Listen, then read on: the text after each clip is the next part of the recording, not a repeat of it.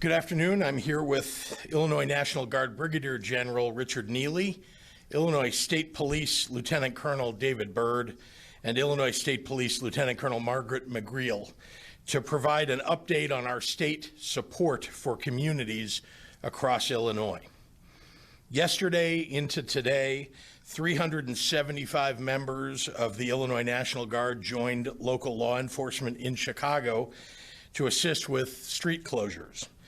We implemented stringent parameters on their mission and use of force, including no interference with peaceful protesters expressing their First Amendment rights.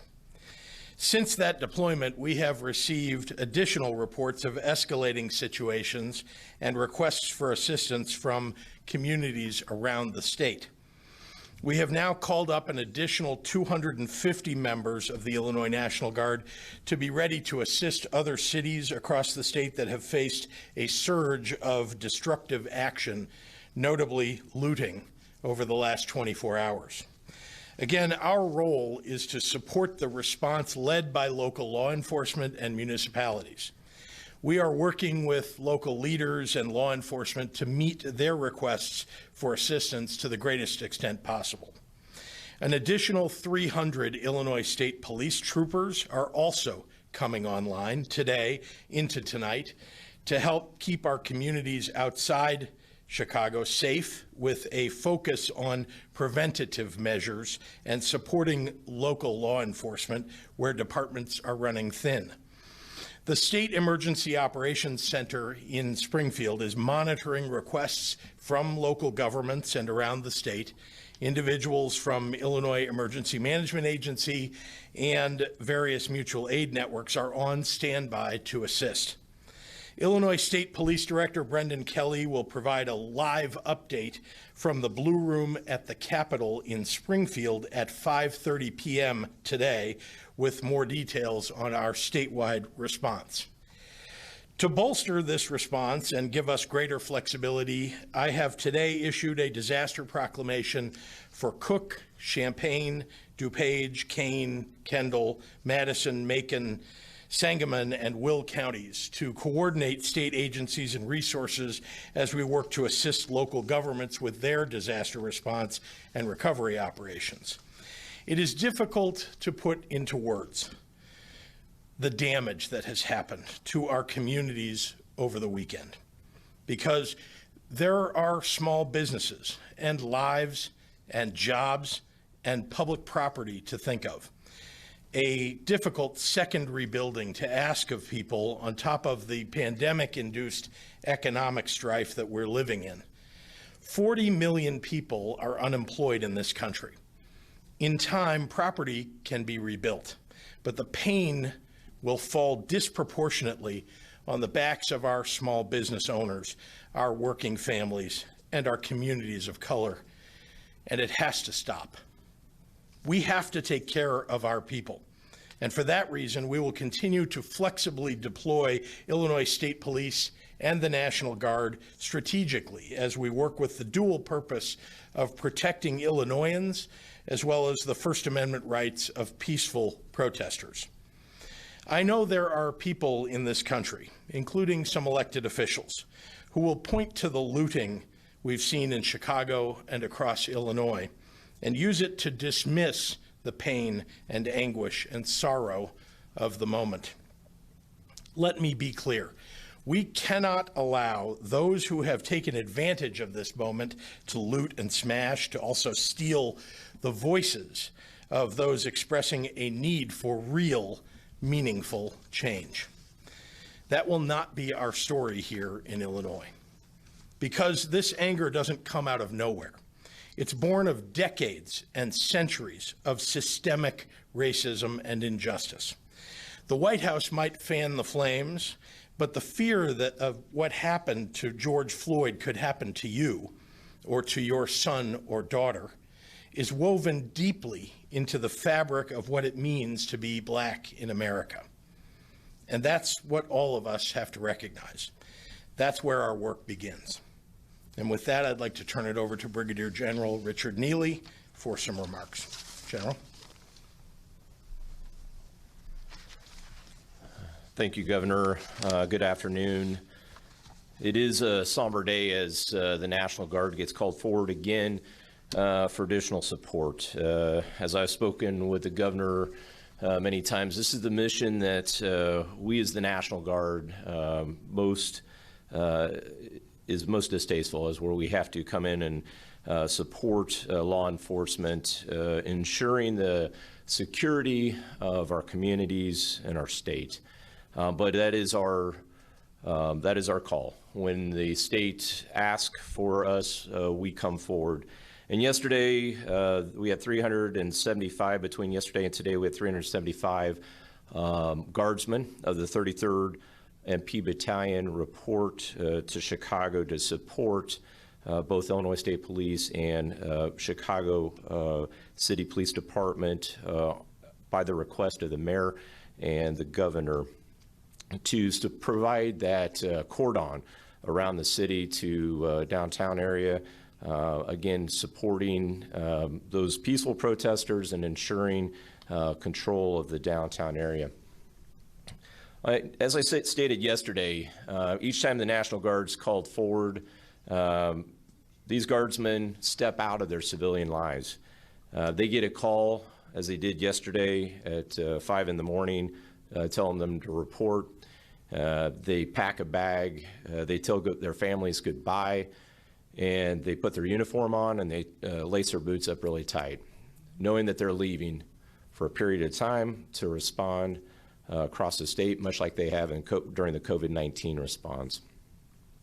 And today we are in the process of calling up another 250 National Guardsmen from the 178th Infantry Battalion, portions of the 2130 Infantry Battalion, portions of the 2 of the 122 Field Artillery, and from our 3 air wings in Peoria, Scott, and Springfield, security forces teams from those areas to augment, again, local law enforcement throughout the state.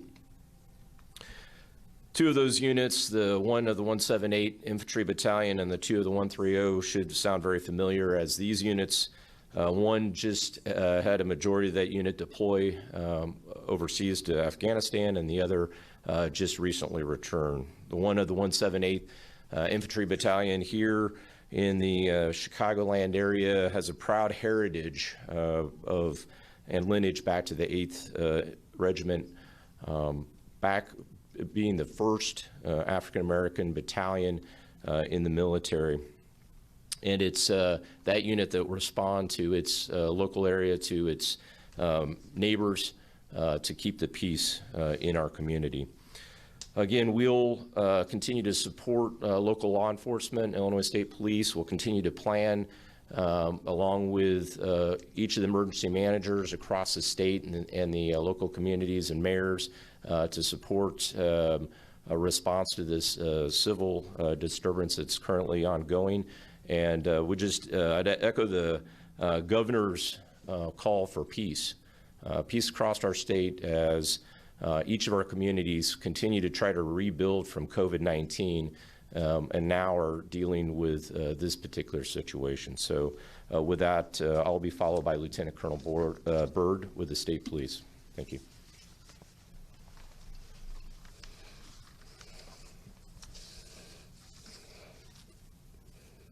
Thank you, General Neely.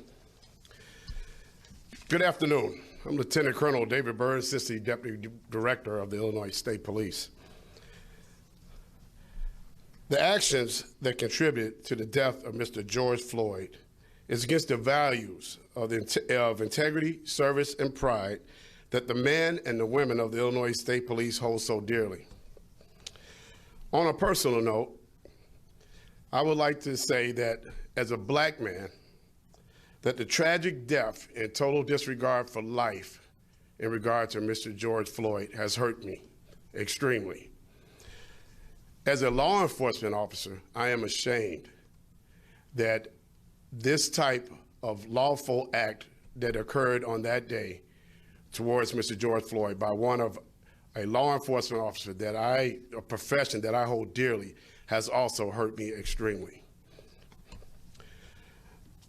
The ISP supports the peaceful protests that are occurring across the nation and across the state of Illinois from members of our communities who want their voices heard.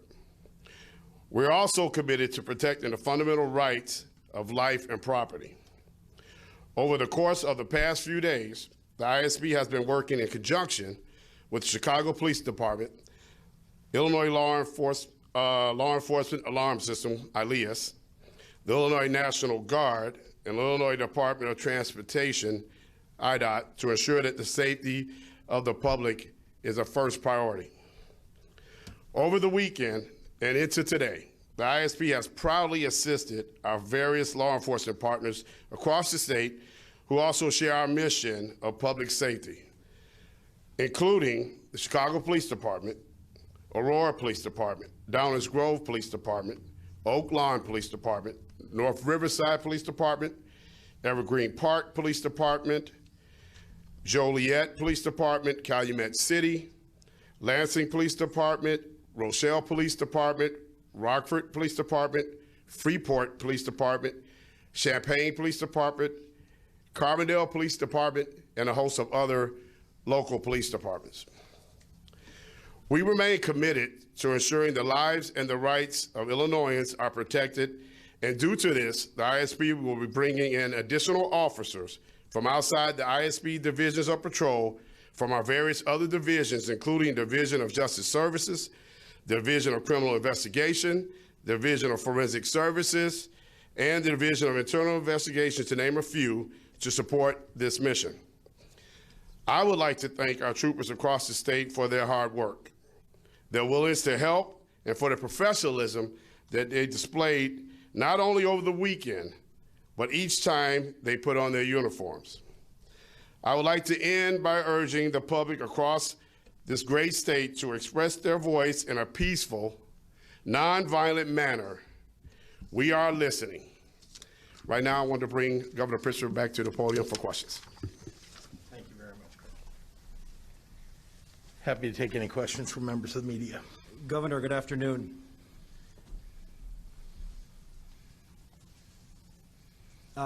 This morning, President Trump got on a conference call with governors. He had choice words, calling governors weak, saying that they need to be much tougher, that states are being overridden, and you're making yourself look like fools. Much has been made this morning that he said to governors that you have to dominate. First of all, what was your takeaway from that conversation, and what was your interpretation of when the president said you have to dominate?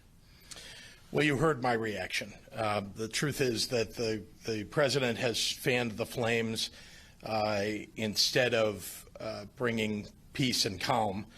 It is usually the job of the president to stand up in these circumstances and try to bring down the temperature. That's not what this president does. And so I felt, after many minutes on that call, I think we were on that call for 40 minutes hearing him express what I found to be inflammatory rhetoric. And then I heard other governors get on and not call it out. And so I spoke out and felt that was my obligation. I wish that the president would hold his words. I wish he would, if he can't say something that is going to help us across the nation to bring the temperature down, then he shouldn't say anything at all. Yesterday, you approved the National Guard in Chicago in a limited role, as you have discussed. What is it going to take? You've seen the images of looting, not only in the city, but in neighborhoods around Chicago. What is it going to take for the National Guard's role to be enhanced? Well, as you see, we are enhancing it. We respond, though, to local law enforcement, to local municipalities. We were asked to play a limited role yesterday and did so at the request of the city of Chicago. I think it's an appropriate request, by the way. I think the city of Chicago, has a significant police force. And much of it was out last night doing their job, even though I know that there was a lot of looting. The fact is that the National Guard doesn't have the job and doesn't regularly train to be a frontline police officer doing law enforcement in municipalities. We have military police who are trained to be military police. Some of them are police officers in their home counties or home cities across Illinois, but many of them are not. And so I think they were providing a support function. They'll continue to do that more, as you heard me talk about today. We'll have more of them out all across, wherever the municipalities have requested and where we can. But the important thing to know is that between the state police, which are going to have 200 plus troopers out there, almost 300, add that on top of the 375 that we already had from the National Guard, plus 250 more that have been called up. It's a pretty significant force. And this next question comes from Charlie Meyerson at ChicagoPublicSquare.com. If you had any hope President Trump would take your advice, what's the number one thing you'd suggest he do to address the unrest and violence across the country? Well, I think he should speak to the pain that's being experienced by people all across the country, African Americans, people of color, who have been subject to situations like we've seen. Unfortunately, the George Floyd situation was not a unique one. And so I'd like to hear a president stand up and talk to that situation, and also bring clergy together, ask clergy to step up. I would do that. I am doing that. I really think it is time to call for calm around not just the city of Chicago, the entire state of Illinois, and the entire country. That is in part the job of a president. This one hasn't done it. This next question comes from Kelly Bauer with Block Club. You announced today that you are adding 250 guardsmen. Are you, Mayor Lori Lightfoot, considering sending additional guardsmen beyond that 250 if needed? Will their work change so they're not just managing the perimeter and downtown? Well, it's their job to support local law enforcement, so we'll continue to do that and do it wherever they are asked to do it. And again, we have resources that we're bringing to bear. You've heard, when you add up everything that we're bringing forward, it's approaching 1,000 personnel from state police and from National Guard, and we'll do what's necessary here to help. First of all, to allow the peaceful protesters to do the kind of protest that's appropriate, and then to catch the bad guys. And has the state closed down any of its COVID-19 testing facilities in response to protests and separate looting and having to call the National Guard to focus their attention on the issues at hand?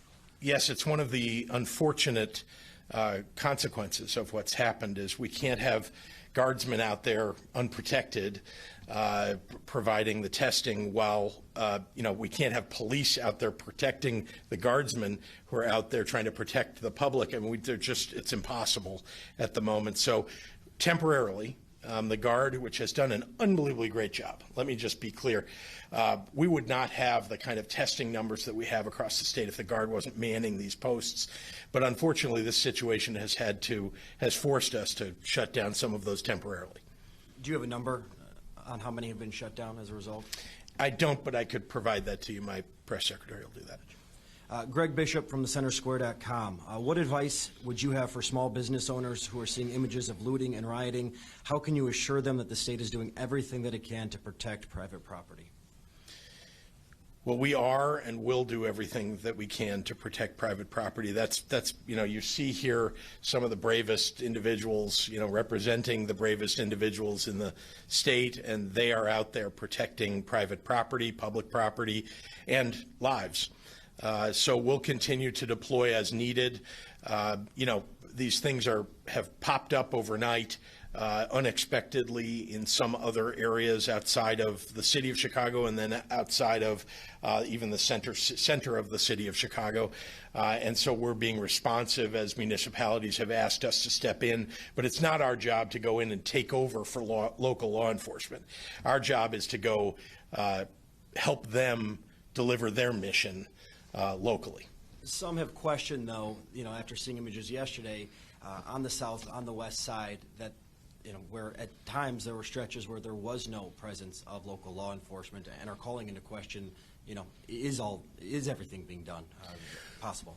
Well, again, local law enforcement have strategies. The city of Chicago and the Chicago Police Department, as you know, managing the NATO protests and other protests historically, has the capability to manage this. They're the ones who set the mission here. But I must say that our Illinois State Police, which really was responding on an emergency basis to situations around the state, brought down the temperature in places. They managed to, dispel disperse the people who were, in Aurora, that were surrounding a police department in Aurora, police headquarters. And so, we're doing as we are asked by local law enforcement, and the Chicago PD has this capability. Tony Arnold with WBEZ. Not counting the Bulls championship, the Illinois National Guard hasn't been utilized for civil unrest within the United States since the Kent State shooting and the protests of the Vietnam War. Given the gravity of that time, what does the significance of this movement mean to you as you prepare to deploy the Guard under these current circumstances? Well, we live in some extraordinary and difficult moments now. During my lifetime, I have not seen this. I was very young in 1968. What I can say is that this has something to do about leadership in the nation. When you don't have national leaders who are bringing down the temperature in situations like this, it tends to fan the flames. Let's look at the words that the president has put out on Twitter. Look at the words that he says. He talks about total domination. I don't want to dominate peaceful protesters who have legitimate grievances. I do want us to put down the situations of people destroying property or violent behavior. And so I just, to me, this is extraordinarily unusual. And having said that, we will meet the challenge. And we have the capability to meet the challenge. The people of Illinois have the capability. And again, I would ask for people to step up and call for calm and peace in our streets. It is time really for people all across our state, and particularly for our faith leaders, to step up and remind us who we are. I am doing it every day, but I think it's very important coming from the various faiths that are represented across the state. This comes from Jim Leach with WMAY. I think you touched on this with the announcement of your disaster proclamation and the counties that are touched. But have you asked for or given any consideration to mobilizing the National Guard for downstate communities that have been hit by concerns about protests turning violent? We are being responsive to those municipalities and communities, as I mentioned earlier. Charlie, we'll do one more with you, and then I've got a few online.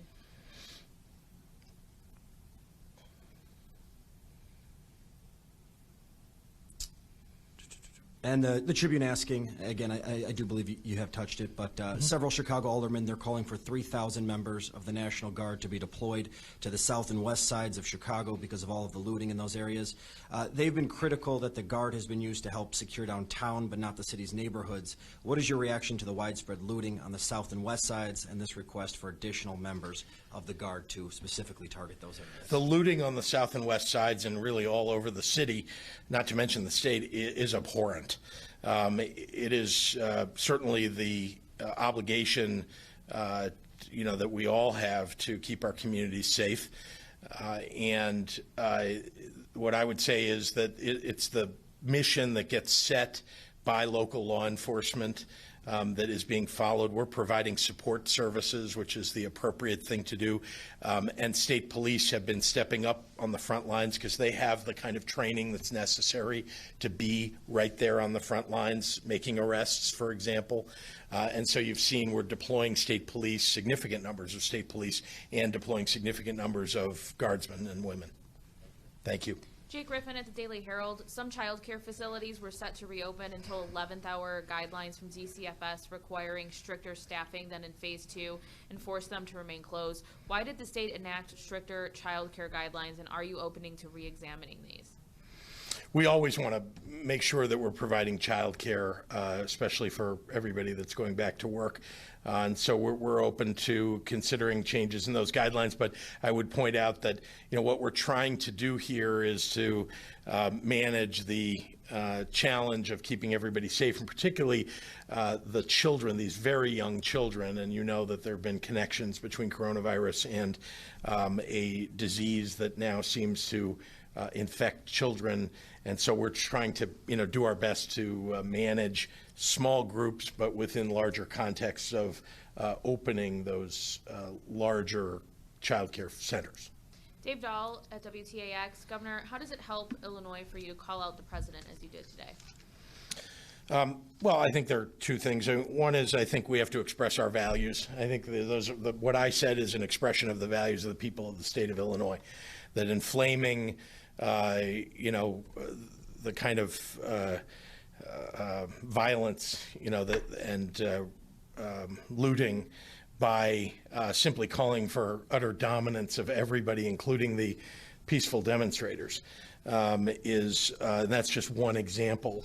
You saw, if when the looting starts, the shooting starts, you saw that the president said that and repeated something that comes from a racist past in the United States. So I think it's an important thing to call out the values of the people of Illinois at an appropriate moment. And, it helps the state of Illinois because I think people should know what we stand for. I mean, we're great people. The state of Illinois has produced some amazing presidents of the United States because of the values that we all share. And so I'm just reminding everybody that that's who we are. Jamie Monks of the Tribune will be our last question. Can you expand on what the 300 state police troopers' role will be in pursuing preventative measures and assisting local law enforcement? What types of preventative measures? Maybe I should, ask Colonel Byrd to step up. Thank you. Sure. Thank you, Governor. As far as the additional personnel that the state police will be providing, we have several missions that we have identified that we're going to use those additional personnel for. So, of course, we already have our crowd control aspect, and we've been using that for the last 3 days. And they have been doing an amazing job. We have a need from local law enforcement, local municipalities, for assistance with traffic control.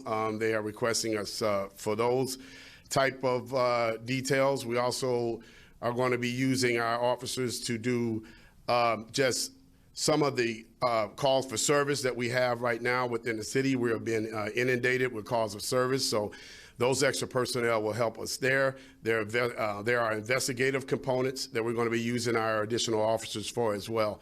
So there are several different missions that we do have identified in place, and we will be using those additional officers for all of those. Go ahead. Sorry. I want to add something important, if I may. There is an enormous amount of coordination that is going on between law enforcement at the federal, state, and local level, and I'm really proud of that fact. I was on a call earlier today with federal officials, with our state officials, with our National Guard. We are getting briefings from the city of Chicago and briefing them on our capabilities and what we can do to be helpful. So I just wanted to point out that the state police, which has the ability to rapidly to respond where there's a need, the coordination that's going on between all of these levels of government and in particular law enforcement is really spectacular. This will be our last one. Sorry, I Yep. forgot Hannah. From the Daily Line. Governor, what do you plan to do with your disaster orders for these counties? What executive orders will you issue? Will you release funds via EO to help rebuild businesses? What else can you do to provide security through an EO? How long will the disaster orders last? Should a large relief package be considered legislatively? Well, that's an awful lot leading down a road that we haven't yet gone down. I think what we're trying to do again is to operate flexibly, and that's what a disaster proclamation allows us to do in these circumstances. But it is limited right now to simply law enforcement and being responsive to the needs of those counties, without having to deal with a lot of red tape when you need to, move quickly within minutes or hours to help local law enforcement. All right, thank you, everyone. Yeah, thank you. Thanks for watching, and if you haven't already, please consider subscribing to our channel. And while you're at it, please leave us a comment. Thank you for watching.